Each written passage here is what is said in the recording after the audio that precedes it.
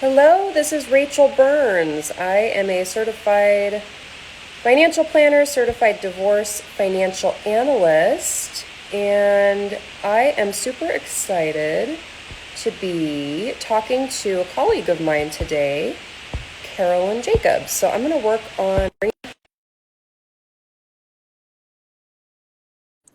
There we go. If I can just remember how to do this. Let's see here.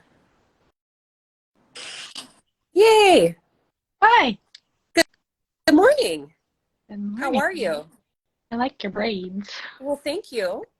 Well, I just barely had a chance to introduce you. So, this is Carolyn Jacobs. She is a certified divorce coach and co parenting specialist. And Carolyn and I we've been kind of getting to know each other for the past year or so. And what what I've noticed in the clients that I've talked with and the prospects that I've talked with, and even other divorce professionals, is there seems to be a lack of awareness and a lack of understanding about what divorce coaches do and how they can help in your divorce process. And so Carolyn and I have been talking about that. Like, how do we get people to know more about this? Because I really feel like if more people knew what divorce coaching was and how helpful it can be, I really think more people would take advantage of that and have better outcomes in their divorce. So I am super excited to talk to you. And do you want to just kind of talk about what is it for people who are not familiar with what a divorce coach is? You want to just start there? Sure. Yeah. And it's not surprising because it is a relatively new and rising role. And for me, and to offer support and also skill building in terms of what will help someone move through a divorce and co-parenting in a way that is more efficient, more peaceful.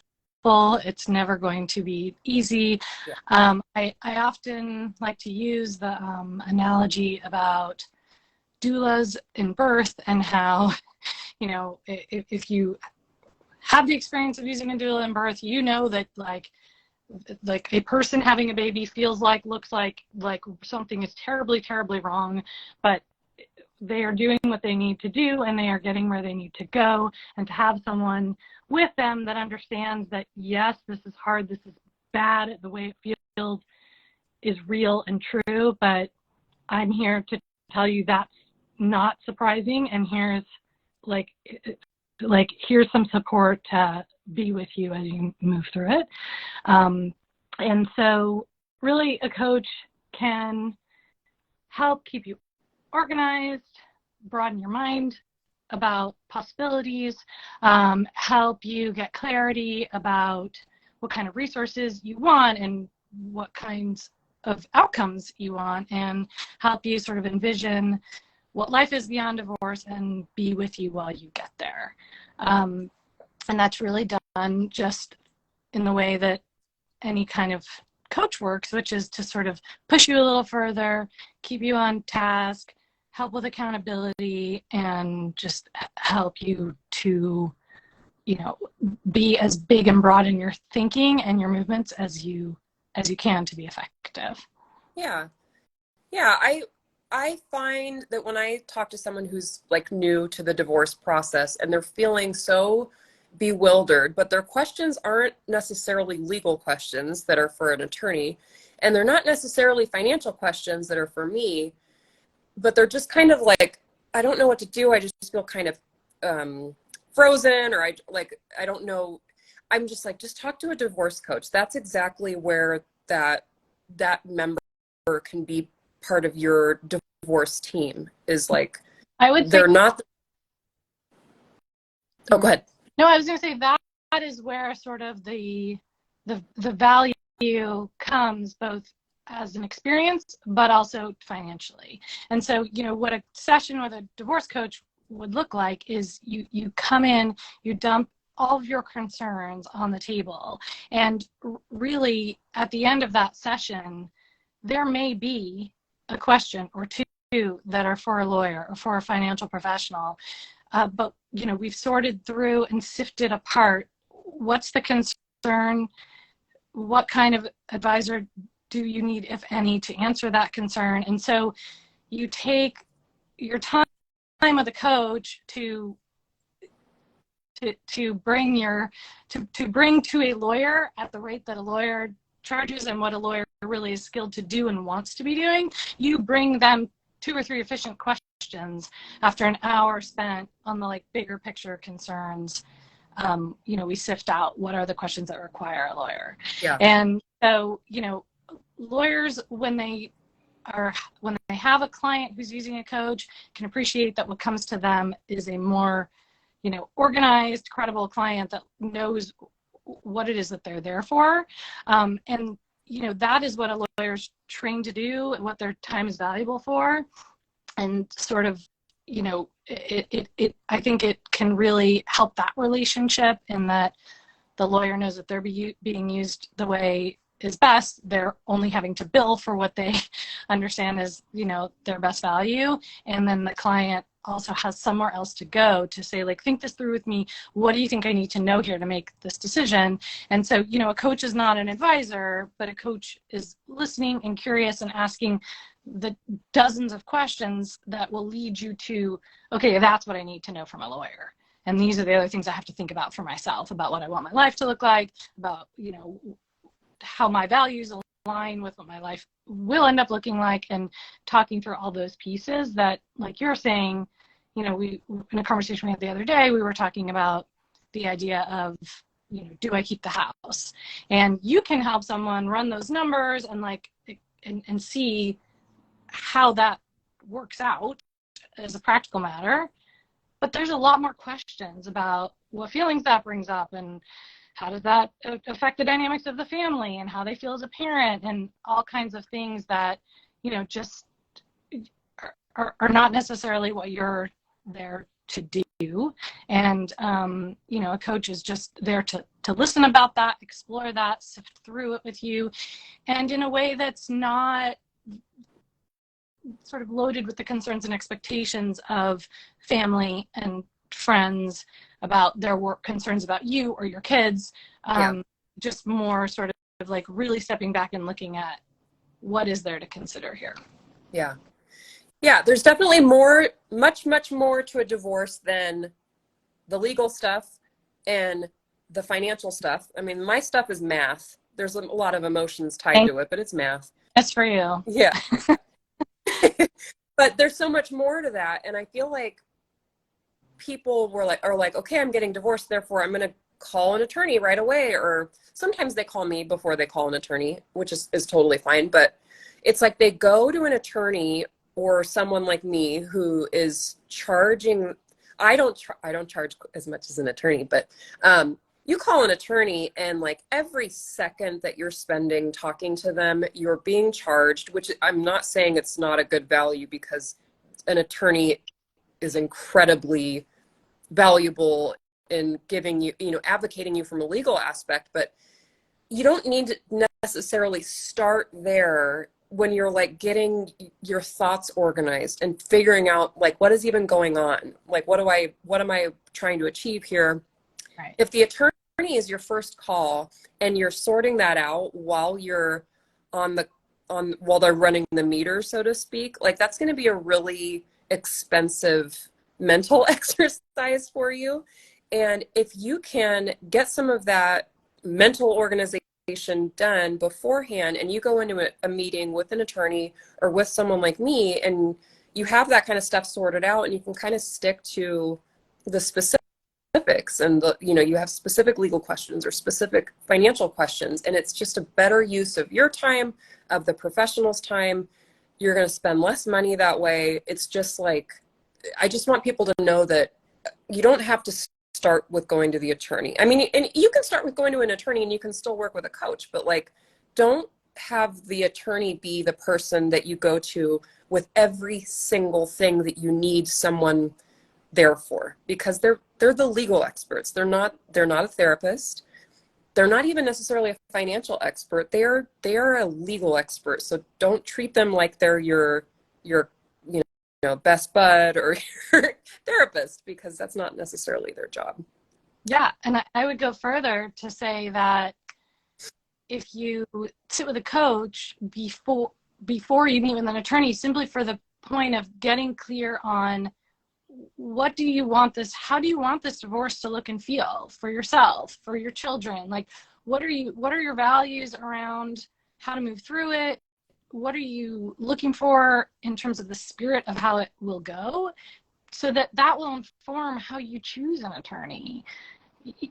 Like, you want to then go out about looking for an attorney, kind of understanding what you might actually like this divorce to look and feel like, and you've had a chance to sort of ground yourself in those ideas. And so then when you go to meet an attorney and interview them, you know what questions you want to ask about how they practice and what they like about it, what they don't like about it, and what kind of clients are they used to working with and what's their approach, because you have some clarity about what you want your experience to be, at least from the outset, and to try to stay with that. And we know that it can get derailed, but then if you have also started with those values, having some skills and support to keep coming back to them, because there will be so many things, whether it's a response from your child or some triggering moment in the negotiations that will throw things off sort of your wishful idea of what that plan looks like. And just like, how do I come back to, let me remind myself of, you need to have something to come back to. And so ideally, of course, I believe it's useful to engage a coach at any stage, but the earlier in the process, the more value and the less time wasted, because you come into your meetings with other professionals, like really understanding why you need them. And I would say that the experience of those professionals is going to be better of working with you as well. Yeah. So earlier is better, but it's not really, is there a point where it's too late to meet with a coach, or like, is it just like, quit sooner the better? But I would say not only is at any time you add a coach to sort of to add that set of support and skills to what you're trying to do, is that some people really can't, like they come to it after. So sort of like the papers are signed, and now like here I am in my new life, or just we're now past the negotiation period, but there's so much to think about in terms of how to go about this new life and building a framework for what that looks like. And of course, if you have children, the co-parenting piece, which is never done, making sure that you have that skill set and that you're clear on those values.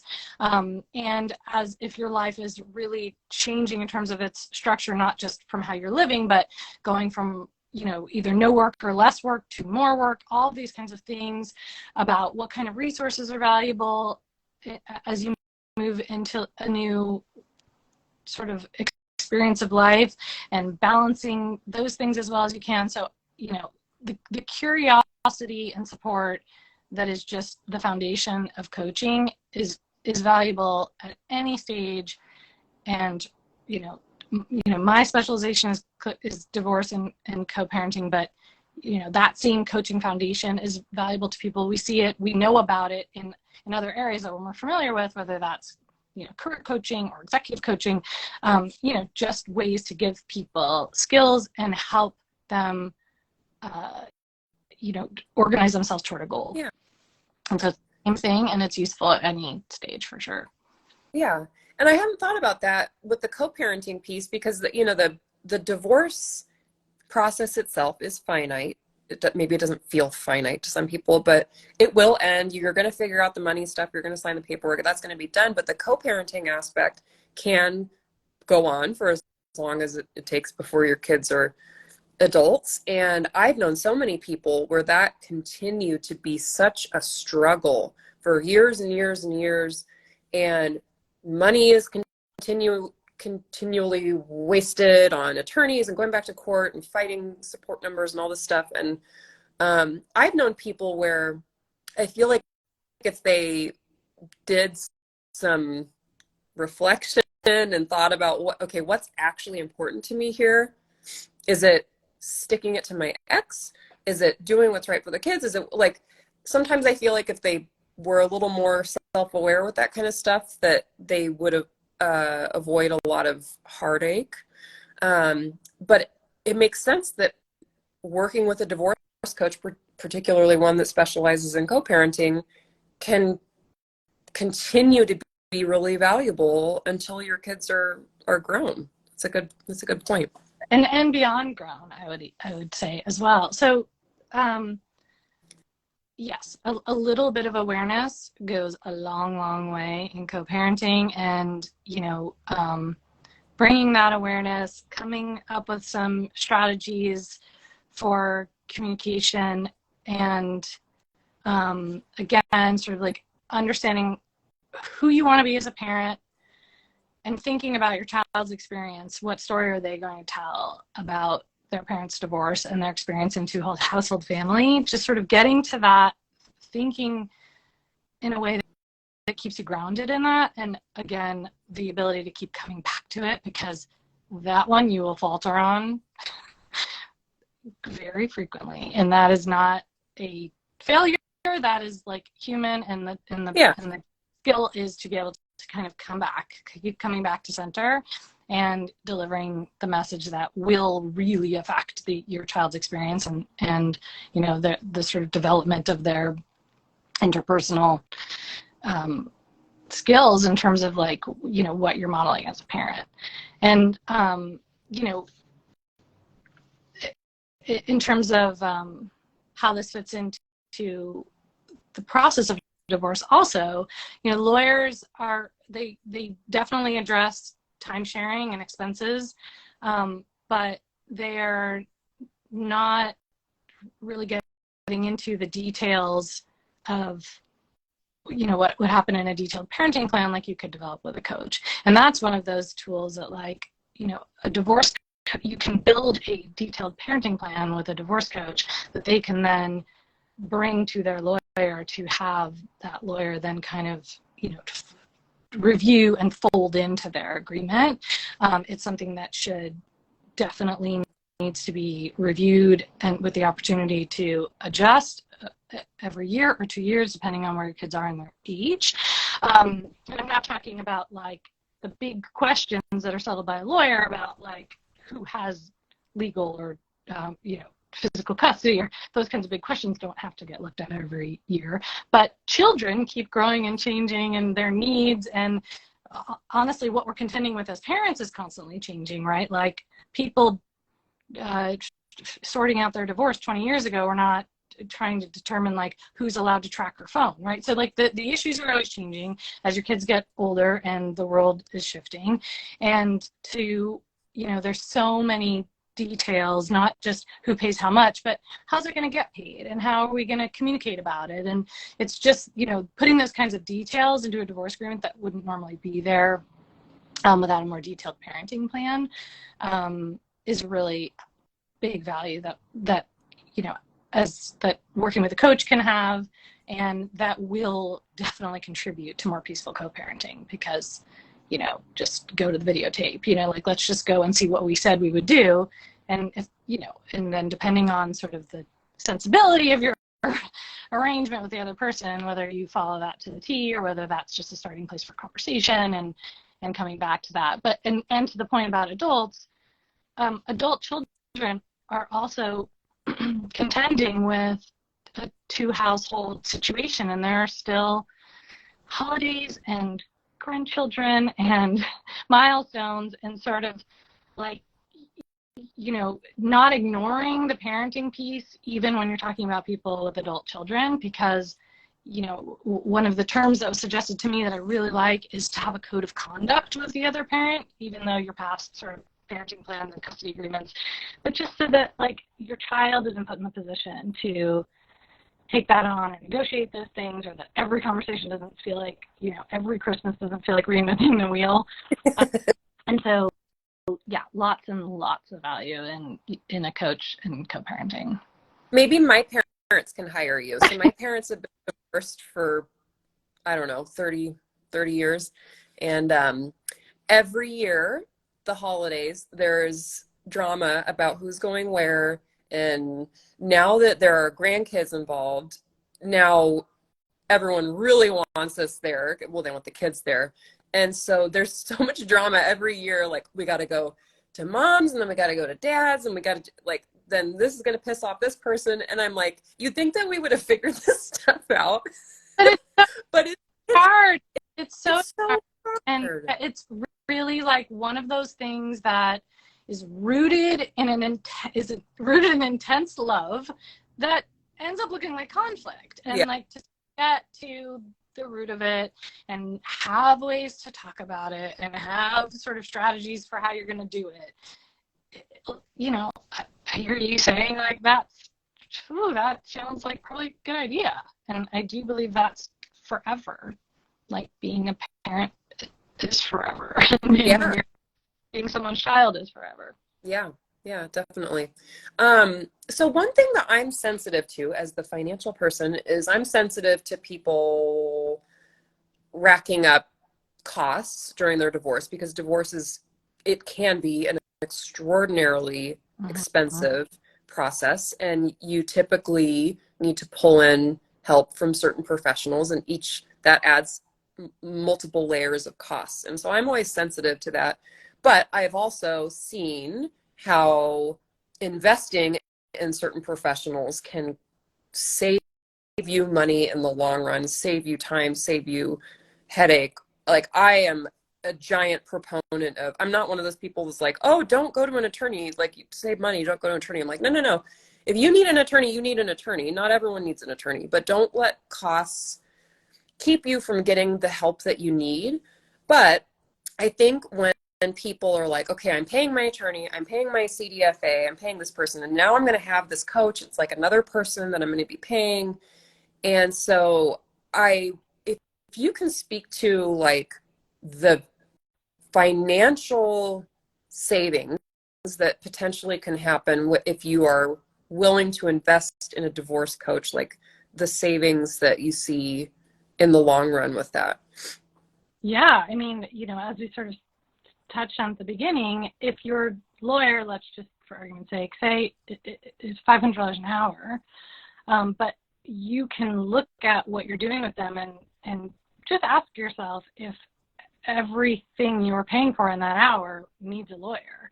Yeah. You know, or whether, you know, if you had sort of informed support, whether you could, again, you know, bring what needs a lawyer to the lawyer only, and sort of really cut that time down.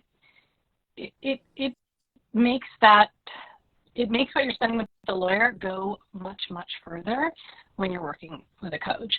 Or I imagine, you know, I have to imagine that when someone has to fill their financial affidavit, you know, if they could, sometimes that's just so overwhelming, just the idea of going and finding all those materials, and just sort of having someplace to put that anxiety and talk about how you're going to get up and go open the filing cabinet. Sometimes there's conversation just around why that's stressful and how we're going to get unstuck from what that is and what's on the other side of it, and sort of understanding the value of doing it, and that it's happening whether you like it or not. So what do you want that to look like? And so sort of just the time that generally gets spent communicating stress or concerns that don't require a lawyer or financial professional, it can be spent with a coach at a far lower hourly rate than what a lawyer certainly gets. Yeah. And like you said, like lawyers, the reason they charge what they charge is because of the level of training and skill. They're advisors, and that is valuable, and it should be treated as so.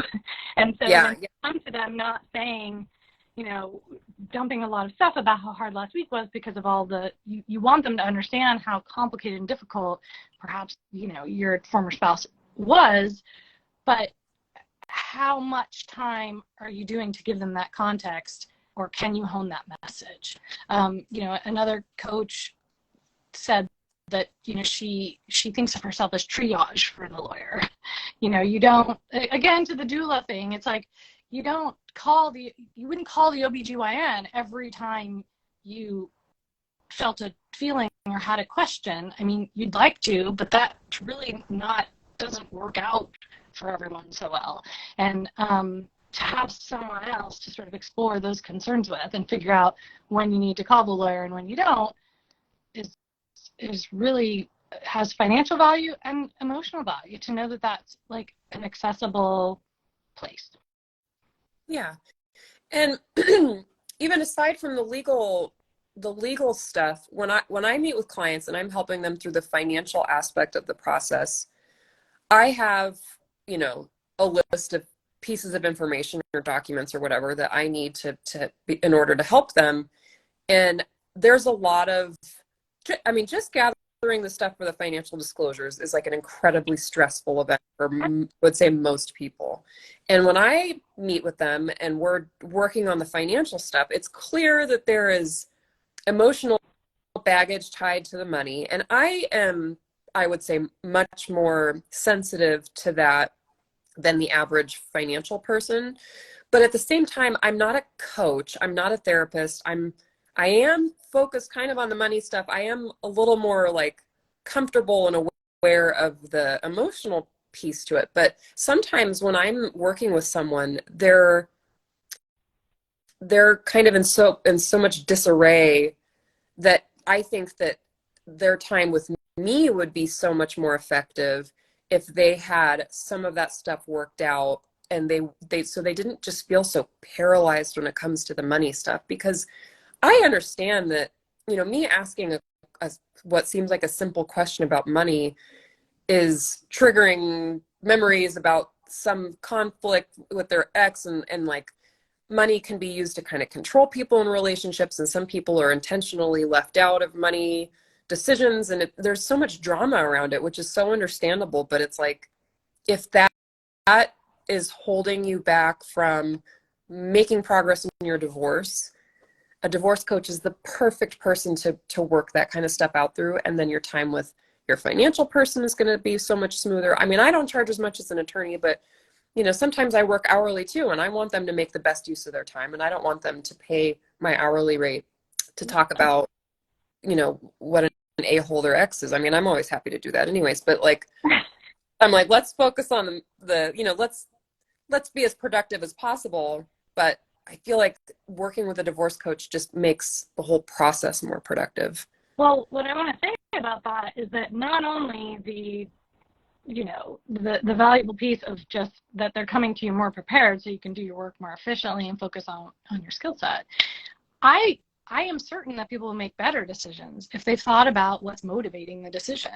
And that thing is like, you sense that you've like tripped some wire, but you're not necessarily there to explore that with them when you're talking about some piece of their financial picture. And, I would want to send a client to you who understands what's going on for them when they're thinking about money, and so that they can give you context for why they're making decisions. You can see on sort of like, as a practical matter, what might be the right decision or the most cost-effective decision, but something else might matter to them. Yeah. And then it's confusing because you're saying, well, this is the cost-effective decision, and they're saying, well, the most important thing to me maybe isn't that it's most cost-effective. I need to feel this way about this choice. And so someone who has explored that, who understands what's motivating those triggers, what's motivating, whatever it is that they're like hanging on to or set on getting to, that they can come to you and say, I'm really focused on this because this is important to me because fill in the blank, whatever they have come to, gotten clarity for themselves about what matters. Because I would imagine that a client that comes to you that understands what matters to them about their financial future is just going to make better decisions together with you, because you're saying, if I was just trying to, come out at the end with the most cash for you, this thing, but Yeah. like, let's talk about what really matters to you and what you're willing to sort of invest in financially in terms of where you give or take to get to an experience you want to live, or, you know, a sensibility that you want for your life. And so, you know, I think that that's just the big value of kind of having clarity and self-awareness about like what is motivating you, what is triggering you, what's worrying you. And then you take that apart with someone, and then they come to you and say, here's what matters to me financially, and here are the numbers. Can we, like, can you speak to that, you know, speak to it that. And I think the most common example of that, and you had mentioned it, was the decision, you know, do I keep the house? Do we sell the house? Who takes the house? And that is an extremely emotional decision for a lot of people. But what I see is people come to me and they're like, I must have the house. You know, what's funny is last night I watched War of the Roses. Have you ever seen that? Oh my goodness, yes. So they're fighting over, I want the house. No, I want the house. And that's like the most common argument that I see. And when someone says to me, I have to keep the house, and I'm like, well, let's explore what that means for you. Like, how does that impact your budget, and what does that mean, you know, big picture with your finances? And I can show someone, this is really not great for you financially in the long run, and maybe this is really not affordable, and maybe you should downsize and this and that. But they can be so mentally stuck on keeping the house because maybe it's because they don't want their ex to have it, maybe because they don't want to disrupt their kids, maybe they have guilt about moving the kids out of the house. I don't know, it could be, there's all sorts of things. And I do try to address that with them and help them understand that there's the emotional part of that decision, but then there's also the math. And that would to be able to acknowledge the emotional part of that decision and what their motives are and what's really important to them would just help them make a much better decision when it comes to that specifically. And there's other examples of that too, but like the whether or not to keep the house thing, I'm like, maybe everyone, if you're trying to make that decision, I should make that a requirement. They have to go to a divorce coach before they come to me. Well, it's interesting because what you said was someone comes to you and says, I have to keep the house. And as an advisor and a financial professional, it's okay, well, let's look at what that looks like. Yeah. When you start that conversation with a coach and say, I have to keep the house, what I want to know is tell me exactly why, because that's at the root of really understanding where they're coming from, what their concerns are. And it's just such an awesome opportunity when you can ask someone, tell me why. I really want to understand why, because then you really get the lay of the land of what's concerning them. And then, you know, if that person has had that conversation, they still are more intensely focused on the house, or maybe now they're thinking, okay, well, I guess there's value in looking at both options, or the 5 options that you've kind of come to and exploring that with a coach, which is, okay, so there's keeping the house. What other ways do you think, if you chose to, you know, imagine it, and without anyone having to know you're exploring that idea, what other ways could this work out? Then they're coming to you and saying, help me compare this and that. Again, so that it's not like, come to you, you work out keeping the house. Then they're going, oh my God, maybe that doesn't work for me financially. Then they go back to whoever they go back to, and then, well, how do I look at this way of doing it that's other than that? So just sort of, again, efficient, saving time, you're moving through these decisions more quickly, because you're coming to the financial professional with your full set of questions, like sooner, rather than like it dribbling and unfolding out over months of deciding what you want to do about the house. Yeah. Sometimes, you know, the real motivator is, I don't want my kids to have to change schools. And if we knew that, then we could be like, all right, great. Let's look at some other houses in the same school district that fit within your budget, that aren't going to interfere with your retirement savings, blah, blah, blah. Like we can address those things. We just have to like know that those motivations exist, and acknowledge them. Yeah, and it's totally normal and understandable and human to like be focused on this idea that you are focused on. Like, yeah. you put like a spotlight on the way you want it to be, and it can be impossible to terrifying to just look kind of outside of that. And if you have someone with you to look outside of it, to sort of, you know, low stakes explore different ways of looking, or to like push you again back to just, you know, when you're working with a trainer, a coach in terms of fitness, and you're stretching and they come over and they sort of press down a little more on your back and you go, oh, right? Like it can be the same experience in ideas. So you are saying, I think I could either do this or do that. And then it's sort of like, okay, let me broaden that a little more for you. Let me ask you some questions that might let in even a few more ideas about that. And maybe you end up really excited about one of those new ideas. And if you don't, nothing's lost. You know, but you can walk out of your divorce experience knowing you looked at everything and that you looked outside of, it's not one of those, how did I not think of that? Of course, there can still be those things, but you will have really looked broader than what you can do by yourself. It is very hard to broaden your view when you're in isolation. Yeah. That's very heavy lifting. And to like have someone ask the questions that encourage you to do that is tremendous. And it is really the point of a coach. Yeah. So if someone is interested in working with a coach, what considerations go into like choosing a coach?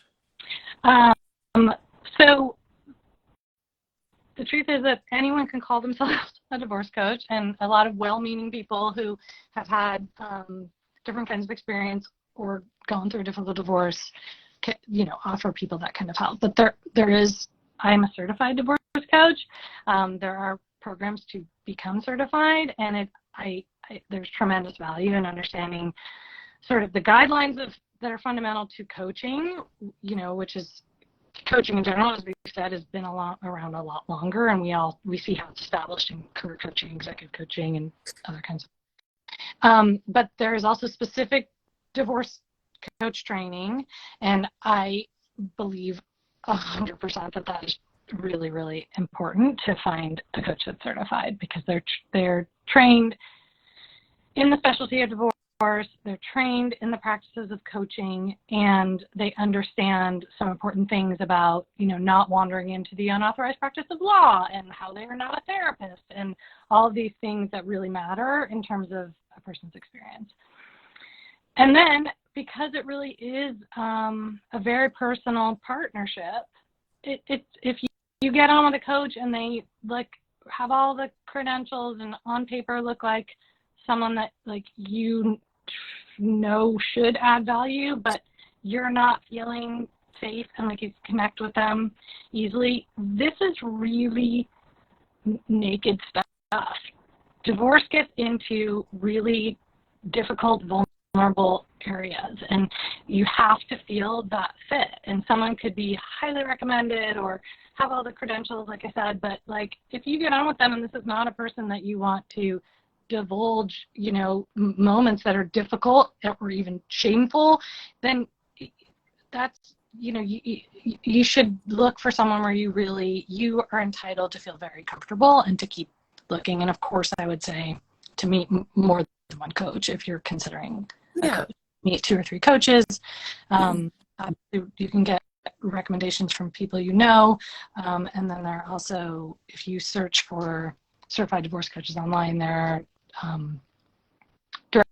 directory. There's a directory from the organization I was certified with, but there will be directories where you can find certified coaches.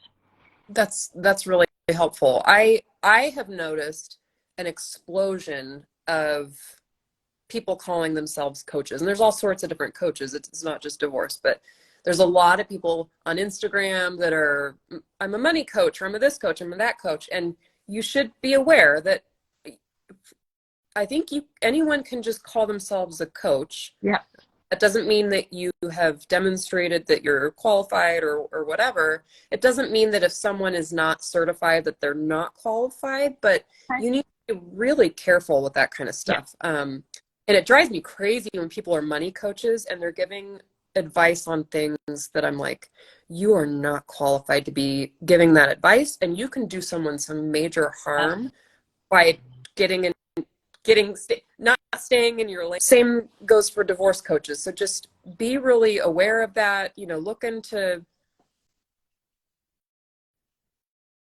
maybe what the certification, what that means, and maybe you want to kind of limit your search to people who are certified, or if they're not, just be aware of that, because you need them to know what they're doing, but you also need them to know their limits, because I've spoken with attorneys who are a little hesitant to recommend that someone works with a divorce coach because they're getting into legal advice, what's considered legal advice, which is scary. Like, you don't want to take legal advice from anyone other than an attorney. I am not allowed to give legal advice. I'm not allowed to give tax advice. Like, if someone is a coach but they're getting into other areas, that's something to be on the lookout for.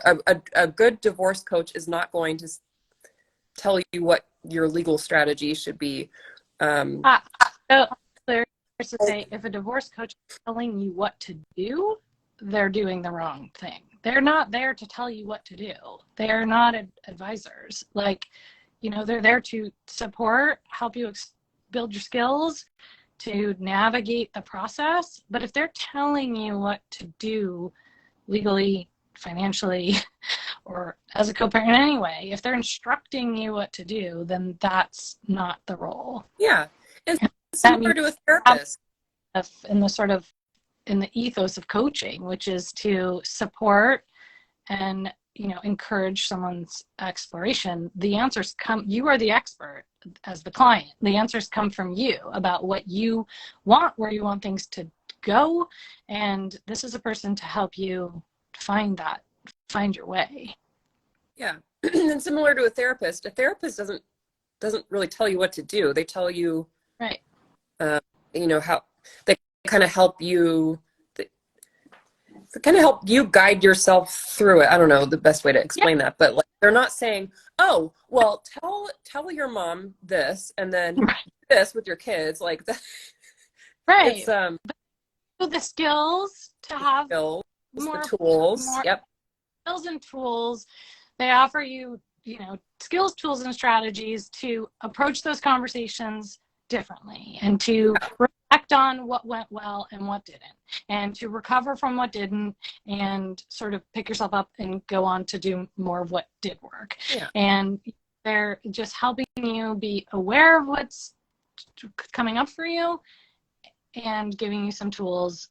And I would say, as a coach, it's more about, a very goal-oriented process. It's not like a therapist and taking apart like the deepest motivations, but like understanding your triggers, knowing what your goals are, and just let's find the best path and use some tools to get there. So that just brought up a question to me. So a therapist, so sometimes people get confused, like, well, when do I go to a therapist about this and when do I go to a divorce coach about this? Is this correct that therapists tend to be backwards looking, like, okay, well, let's address where this comes from, and they kind of look at what's already happened, but then a coach is more moving forward and more goal oriented? Is that right? Yeah, I mean, a therapist for sure is going farther back and uncovering deeper. I think they're also looking forward, but they're looking in a way that is really like with a full understanding of, the deeper emotional grooves and neuroscience of human emotion, and really helping someone like sort of change their sort of relationship to their life and to the people in their life. And yes, coaching is more, goal-oriented tools, like a level of self-awareness is a must, but not trying to sort of take that apart in a way that a coach is not skilled to do, that, a therapist has spent a great deal of time studying and preparing to be able to do. But in terms of, and a lot of clients that I'm working with are working also with a therapist, but that therapist is not going to sort of have the conversation with them about how to fill out the financial affidavit. Like, how are we going to get motivated to do that? When do you want to do that? What does that look like? Do you want me to be with you while you fill it? They are going to talk about what you care about as a co-parent, but they're not going to write a parenting plan with you. And a parenting plan is a really emotional experience to try to, sort out what matters to you and ask for it. And that, like, the therapist helps you be the person that can know what you want and have the courage to ask for it. But the coach is the person that's going to sit with you while you're doing that hard thing and make those decisions together. So it's, more task and goal oriented. I like the idea of a financial disclosure doula. Someone to just Yes. just support you emotionally through financial disclosure. Yes, it can for someone who has some level of command over their finances. We're not just talking about people who are just terrified by numbers generally, but when it's your numbers and it's you having to look at sort of what choices are in your history, it can be really uncomfortable stuff. And just knowing that that's okay, and it has to happen though, and let's just come up with a strategy for how you're going to just bang that out. And whether it's with another person or on your own, at least you're going in psyched up, coach. I'm going in today is Tuesday, whatever you need to, however you need to break it apart, or just come all at it, whatever, figuring out what works for somebody and helping them find the strength to do it. It's really hard. It is hard. It's very hard. Is there anything else that people should know that we haven't talked about already? I feel like this was you did a great job of walking around in the space and sort of revealing the value. I mean, I think that's all really great. I really think that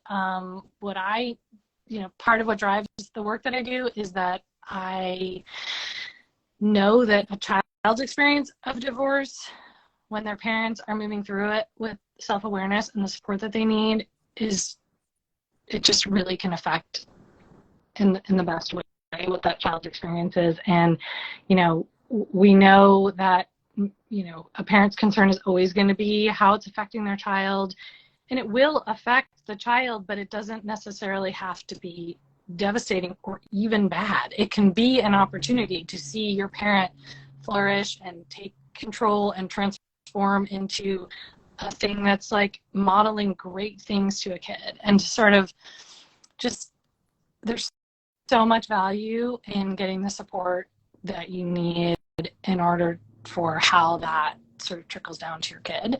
And it can be very hard to see that in the difficulty and the stress of the process. You feel like you're doing the best you can, and you are doing the best you can, but the best you can might still be hard on your kid. And to sort of stay aware of that, and again, to just know how to correct for it whenever you are aware that something's maybe not feeling exactly right about that piece. So that's important. Well, what's the best way to do that? Oh, sorry, you cut out there for a second. Oh, sorry. If someone wants to get a hold of you, what's the best way to do so? Thank you. So I have a website, allyindivorce.com. I'm here on Instagram at allyindivorce. And I would say that those are the best ways. And you can email me at carolyn@allyindivorce.com. Ally and Divorce. That's your window into. Okay, awesome. Thank you so much for this opportunity. I really appreciate your sort of advocacy for coaching, and it's great as a coach to know someone who kind of appreciates and supports the effort. So I really appreciate the time. Thank you. This was really it was informative for me. Hopefully, I'm hoping this is informative for other people. This is important stuff. It's really important to be aware of the resources that are available to you, because there's a ton of them, and you might feel like I'm all alone. I'm the only person who's experiencing this issue. Like, there is someone out there who helps people in that exact situation. So seek them out and, gather all the information that you can. So thank you so much, Carolyn. Thank It's good you. having you. Talk to you Okay, bye. soon.